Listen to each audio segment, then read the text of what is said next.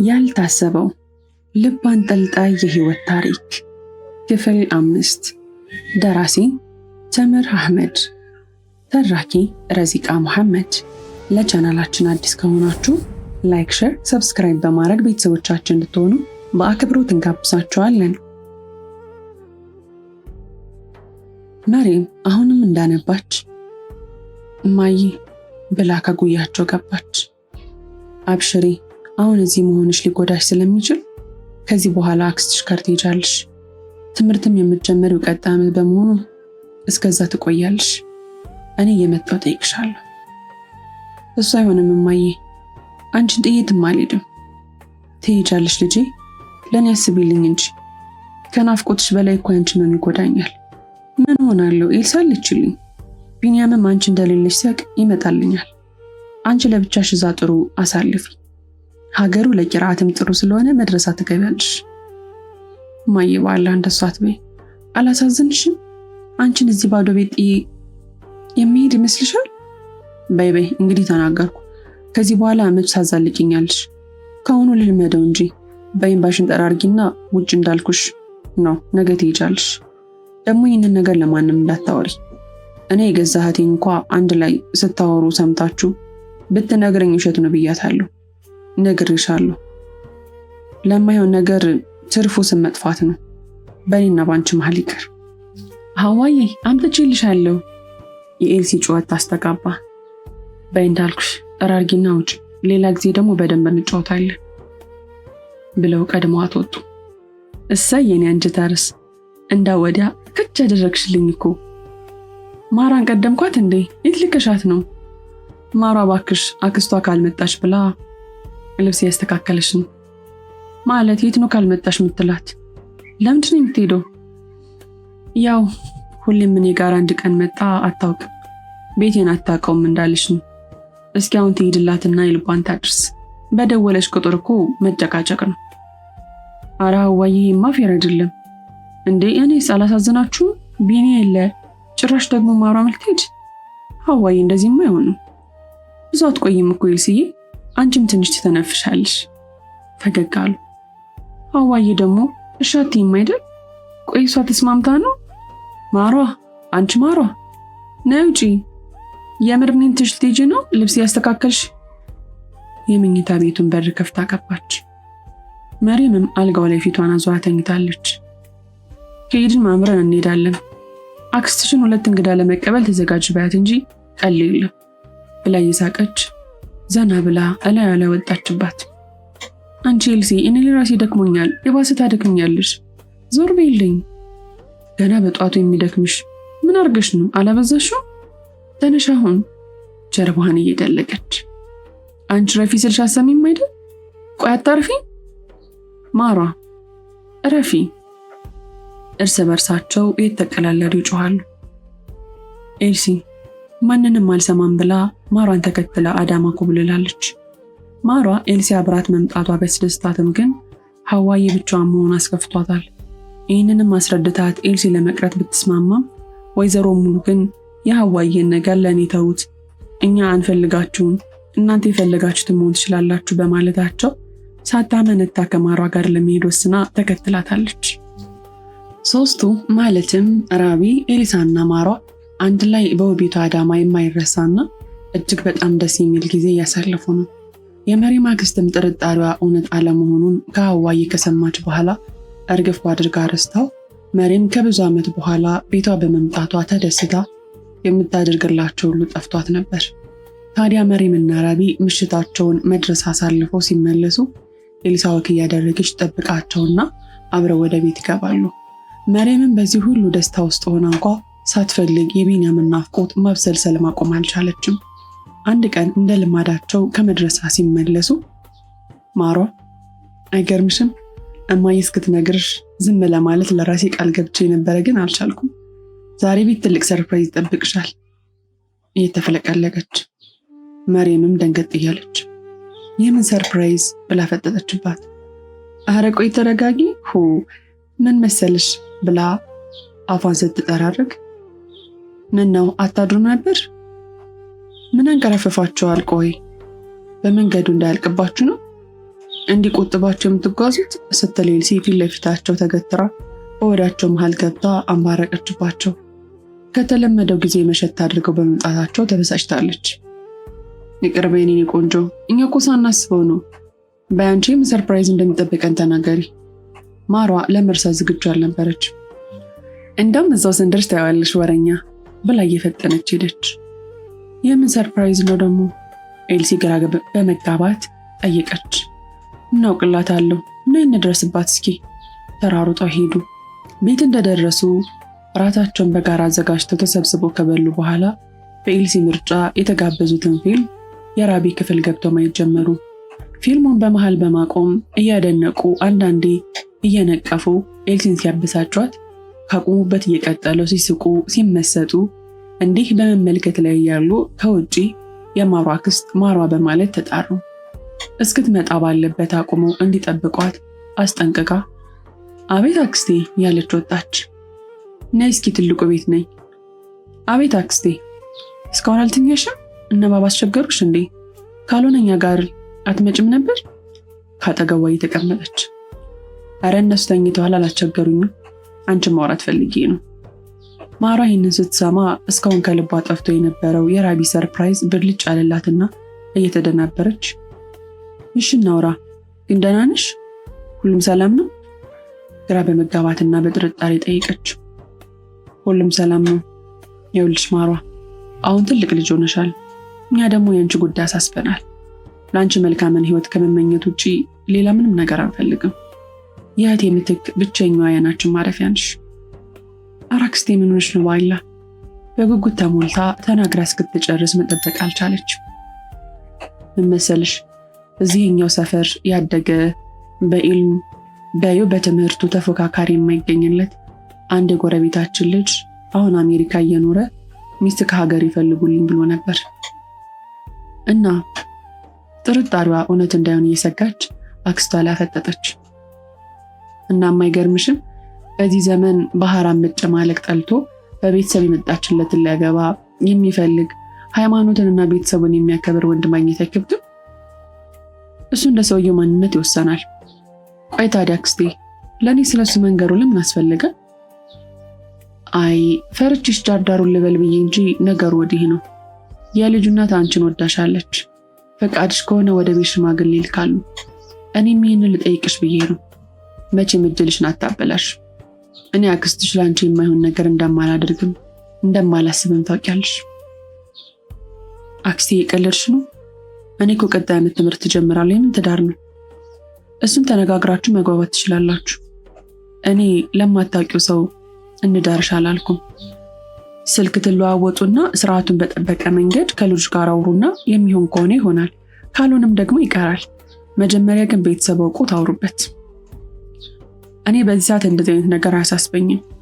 ከመቼ ጀምሮ እናንተ ከትምህርት ውጪ ስለ እንደዚህ አይነት ነገር እንዳሰባችሁ አልገባም። ከዚህ በኋላ ልጅነት የለም። ይልቅ ሸይጣን በሌላ ሳይፈትንሽ ቶሎ በጊዜ መሰተሩ ኸይር ነው። ደግሞ እንዳልኩሽ ልጁ ውጭ ነው የሚኖረው። ስለዚህ ትምህርትሽን አታቁሚም። ተነጋግራችሁ የምትቀጥይበትን ሁኔታ ትፈጥራላችሁ። ኧረ አክስቴ በአላህ ቆይ ምን እያልሽ ነው? እንዴት ነው ቆይ ለአንድ ቀን እንኳን የማላውቀውን ልጅ የማወራው? አፎን ግን አክስቴ ይህንን ማድረግ አልችልም። እንደዚህ አይነት የጋብቻ ጥያቄ ሲመጣ እኮ ይሄ መጀመሪያችን አይደለም። ዛሬ ምን ተፈጥሮ ነው? ቆይ እንደለመድነው አይሆንም ብላችሁ አትመልሱትም እንዴ? ይህ ከሌሎች እኩል አይደለም። የልጄን ያህል አውቀዋለሁ።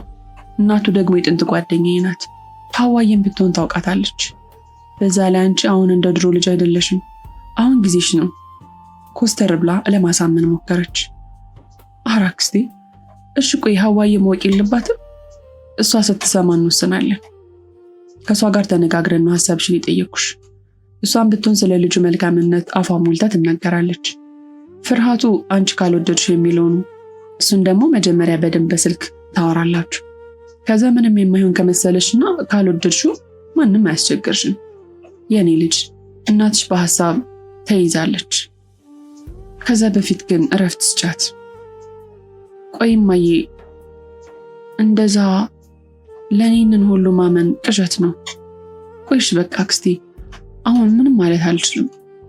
ፊቷን እንደጣለችው የጀመረችውን ሐሳብ እንኳን አውርታ ሳትጨርስ ወደ እነ ኤልሳ ጋር ሄደች።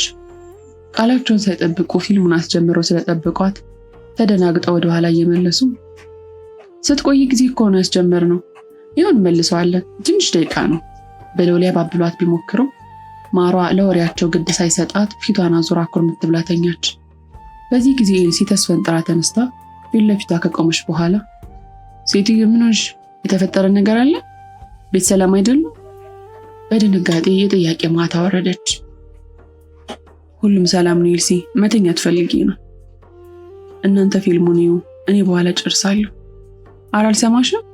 ጨምላቃ ምን እንደሆንሽ ተናገሪ፣ አለበለዚያ አክስትሽ ጋር ሄጄ ማጣራቴ ነው። ተነሽና ተናገሪ አለቻት እጇን እየጎተተች። ኤልሲ በአላሁን ማረፍ ነው የምፈልገው፣ በኋላ አወራሻለሁ። ተረጂኝ ማሯ፣ አታስጨንቂያት። እንዴ ቆይ እኔ እስከዛ መጠበቅ አልችልም፣ ይጨንቀኛል። ጀርባዋን እየሰበቀች። በዚህ ጊዜ ራቢ ፊልሙን አቁማ ላፕቶፑን እየዘጋች ኤልሲ ጊዜ እንስጣትና በኋላ እናውራት፣ አሁን ነይ እንውጣላት፣ ከራሷ ጋር ትሆን ምን ይመስልሻል? እንደዚህ ሆነ ብቻዋን ትቻት አልሄድም። ደግሞ ለብቻዋ መሆን ሰላም አይሰጣትም። ለእኔ ታወራኛለች አይደል ማሯ? ኤልሲ ያወራሻለሁ እኮ ግን መጀመሪያ ከራሴ ጋር ማውራት አለብኝ። ተረጅኝ እኔ ቆንጆ። ደግሞ ብዙ አታስቢ፣ ቀላል ነገር ነው። አረ ማሯ ይደብራል ግን። እሺ ደስ እንዳለሽ ይሆንልሽ፣ ግን መቆየት አይቻልም፣ ተመልሼ እመጣለሁ።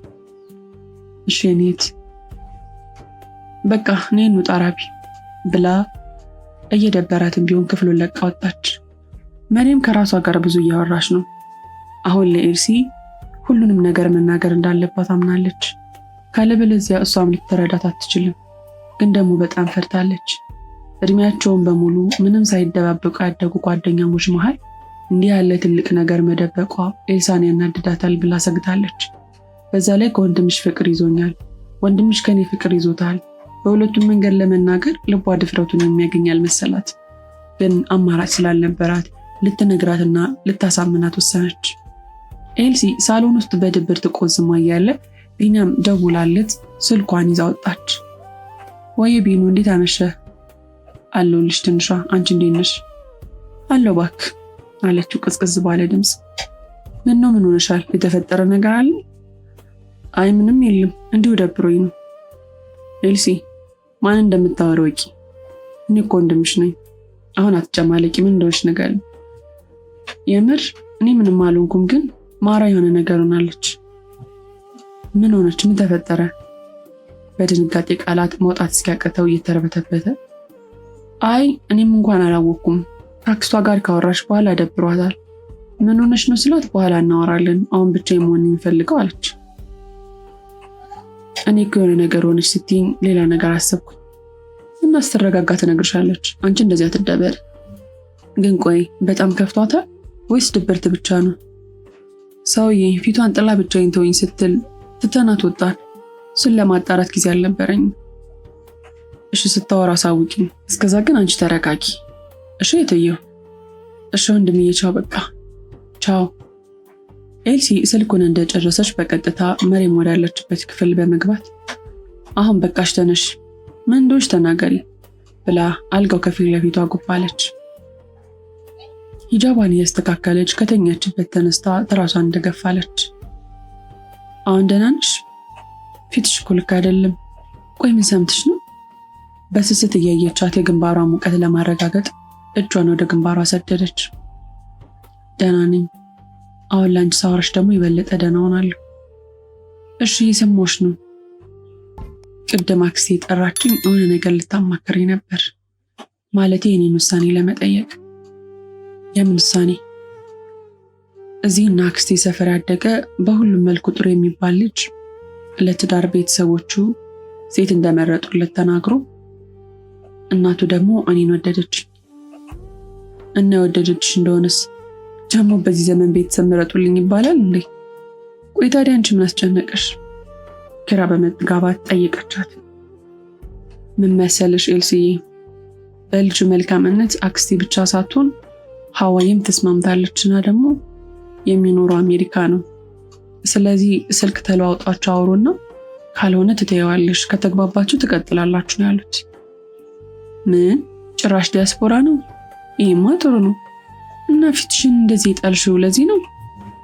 ታወሪዋለሽ፣ አንድ ላይ እናወራዋለን። ከተመቻችሁ ፒስ፣ ካልሆነ ደግሞ ይቀራል። ግን መጀመሪያ ታወሪዋለሽ። እንዲህ አይነት ነገር በቀላሉ ይገኝ መስሎሻል? አለሽ ፈገግ እያለች። እሱም ማድረግ አልችልም። ምንም ያህል ጥሩ ቢሆንም ምንም ያክል በቀርበውም ለወዶ እንደማልችል አውቃለሁ። ትርፉ ድካም ነው። እንዴ እሱን ሳትሞክሪ ማወቅ አትችይም። በዛ ላይ አክስትሽም ሆነች አዋዬ እውነትም ጥሩ ልጅ ባይሆን እንዲህ ባላሉሽ ነበር። እንደኔ ሀሳብ መጀመሪያ ብታወሪው መልካም ነው። አሁን ለወዶ እንደማልችል በደንብ አውቃለሁ ኤልሲ። ቆይሽ ለምን? ሁሉም እኮ የሚመጣው በመላመድ ነው። ምክንያቱም ልብ ከአንድ ጊዜ በላይ ማፍቀር ስለማይችል። ታዲያ እኮ አንቺ አንዴ ማላፈቀርሽም ማሯ አለች ግራ እየተጋባች። አፍቅሬያለሁ ኤልሲ፣ እስካሁን ስለደበኩሽ ይቅር በይኝ። ለእኔ ምን ያህል ከባድ እንደሆነም ተረጂ። ከራሷ ጋር እየታገለች። የምርሽን ነው ማሯ? እሺ አታልቅሺ። ቆይ እንዴት ማለቴ? ቆይሽ ከማን? በድንጋጤ ተደናብራ ቀረብ ብላ እንባዋን የጠረገች። በዚህ ጊዜ መሪም የበለጠ ጮክ ብላ ማልቀስ ጀመረች። አረ ማሯ ተረጋጊ።